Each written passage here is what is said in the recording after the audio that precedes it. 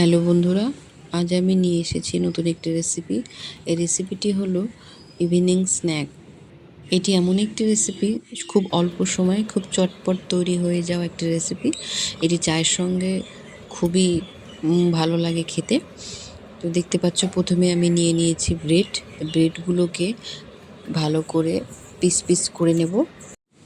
এইরকম করে আমি 3টা পাউরুটি পিস পিস করে নিয়েছি এবং আজকের এই রেসিপিটি কিভাবে তৈরি করছি এটি দেখার জন্য পুরো ভিডিওটিকে তোমরা স্কিপ না করে দেখতে থাকো। আর আমার চ্যানেলে যারা নতুন তারা আমার চ্যানেলটাকে সাবস্ক্রাইব করে দিও, এতটুকুই তোমাদের কাছে অনুরোধ। তো পাউরুটিগুলো আমি এরকম করে পিস পিস করে নিয়েছি, ভালো করে দেখতে পাচ্ছ। পাউরুটিগুলো পিস পিস করা হয়ে গেলে এই পাউরুটিগুলোকে আমি একটা পাশে রেখে দেব। তারপর একটা বাটি নিয়েছি, বাটি নিয়ে এই বাটির মধ্যে আমি এখন একটা ডিম ফাটিয়ে নেব।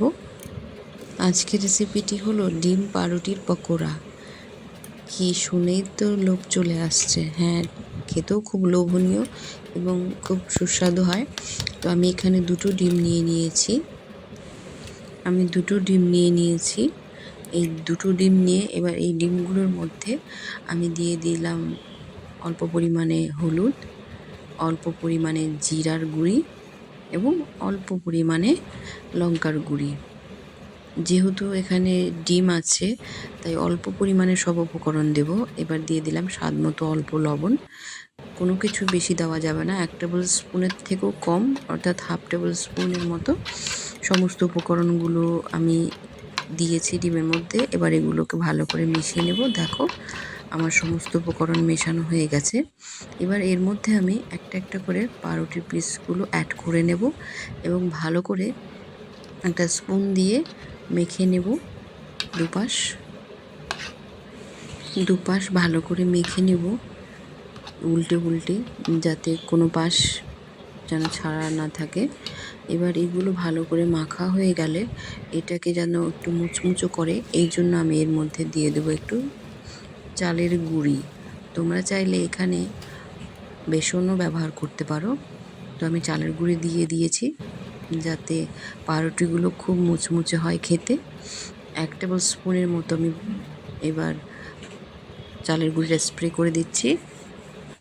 দেওয়ার পর এবং ফ্রাইং প্যান বসিয়েছি, ফ্রাইং প্যানের মধ্যে 2 টেবিল স্পুনের মতো আমি তেল দিয়ে দিচ্ছি। গ্যাসের ফ্লেমটা অবশ্যই হাই থাকবে এই সময় এবং তেলটা ভালো করে গরম হয়ে গেলে এর মধ্যে দিয়ে আমি একটা একটা করে চামচ দিয়ে পাউরুটিগুলো ছেড়ে দিচ্ছি। সমস্ত পাউরুটিগুলো দিয়ে দিয়েছি তেলে। এবার এইগুলোকে ভালো করে উল্টে পাল্টে নেব এবং এই সময় গ্যাসের ফ্লেমটা অবশ্যই মিডিয়াম টু লোয়ে থাকবে। দেখো, আমি একটা একটা করে এভাবে উল্টে নিচ্ছি। দেখতে কত সুন্দর লাগছে, দেখো কতটা মুচমুচে হয়েছে, দেখেই বোঝা যাচ্ছে।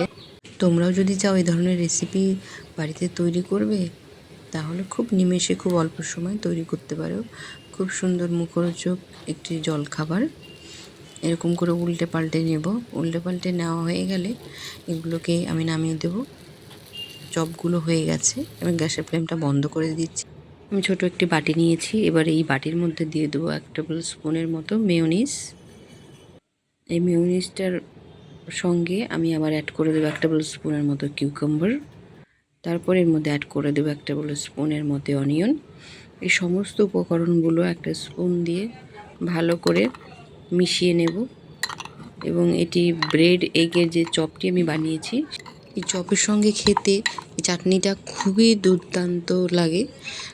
তোমরা বাড়িতে এই ধরনের চাটনি তৈরি করতে পারো এবং খেয়ে দেখতে পারো কেমন খেতে হয়েছে। আর কমেন্টসে অবশ্যই আমাকে জানাবে যে কেমন হলো খেতে। এবার আমি একটা প্লেটে সেই চপগুলো ভালো করে সাজিয়ে নিচ্ছি। দেখতে পাচ্ছ কত সুন্দর হয়েছে দেখতে এবং কতটা মুচমুচে হয়েছে। চপগুলো সাজানো হয়ে গেছে। এবার আমি চাটনিটা দিয়ে দেবো এখানে। দেখো কত সুন্দর লাগছে। তো আজকের রেসিপিটি তৈরি হয়ে গেছে। তো আজকের জন্য আমি এই রেসিপিটি এখানেই শেষ করছি। ততক্ষণে তোমরা খুব ভালো থেকো, সুস্থ থেকো এবং নজর রেখো রেসিপি ইন বাংলা চ্যানেলে।